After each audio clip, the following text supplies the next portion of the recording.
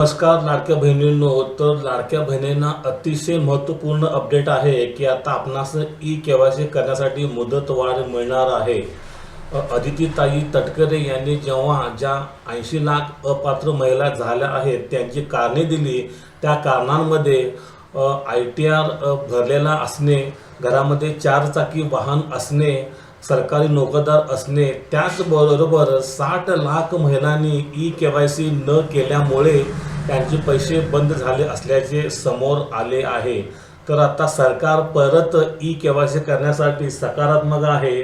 तर आता आपण इथे डॅशबोर्डवर बघायचं आहे, लाडकी बहीण योजनेच्या ई-केवायसी प्रक्रिया पूर्ण करण्याची सुरुवातीला जी काही मुदत शेवटी दिली होती ती मुदत शेवटीची होती 30 एप्रिल 2026.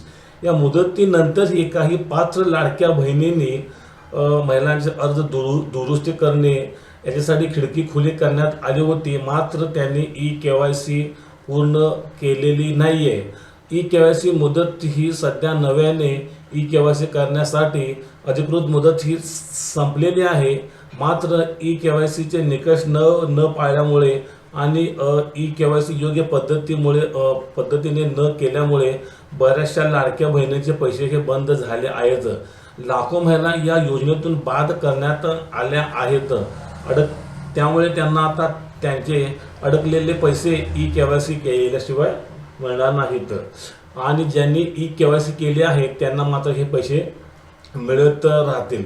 मात्र ई-केवायसीची प्रक्रिया आता पूर्णपणे बंद आहे आणि ज्या ज्या महिलांची ई-केवायसी अपूर्ण आहे त्यांना लाभ मिळणे बंद झाले आहे.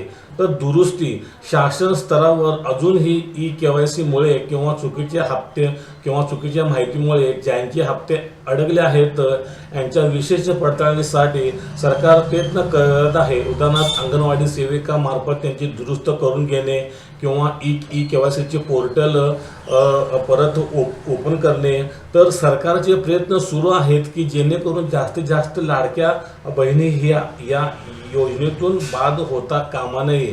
तर इथे आपण बघायचं आहे, शेवटी परत एकदा लाडक्या बहिणींना ई-केवायसी करण्यासाठी मुदतवाढ देण्यात येणार असल्याचे समजते आणि त्याच्यासाठी सरकार सकारात्मक आहे. मात्र ही ई-केवायसी करण्यासाठी कधी मुदतवाढ मिळणार याचे मात्र अजून शासन स्तरावर कोणतेही जाहीर डेट करण्यात आलेली नाही. आणि सरकारसुद्धा या प्रयत्नात आहे की सर्व लाडक्या बहिणींना जास्तीत जास्त ई-केवायसीसाठी मुदतवाढ मिळावी आणि ज्या बहिणींना लाभ मिळाला नाही त्यांना हा लाभ मिळावा याच्यासाठी विशेष प्रयत्न आपल्या लाडक्या मंत्री अदितीताई तटकरे करत आहेत.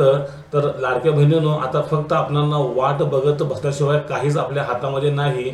आपण नेहमी आमच्या चॅनलच्या कनेक्टमध्ये राहायचं आहे आणि जेव्हा ही ई-केवायसीसाठी मुदत वाढ मिळेल तेव्हा लगेचच आमच्या चॅनलवर व्हिडिओ करण्यात येईल. तोपर्यंत आपल्या चॅनलला सबस्क्राईब करा आणि अशा विविध व्हिडिओंसाठी माझ्या चॅनलच्या कनेक्टमध्ये राहा. काही अडचण असल्यास कमेंट करा. धन्यवाद. थँक्यू.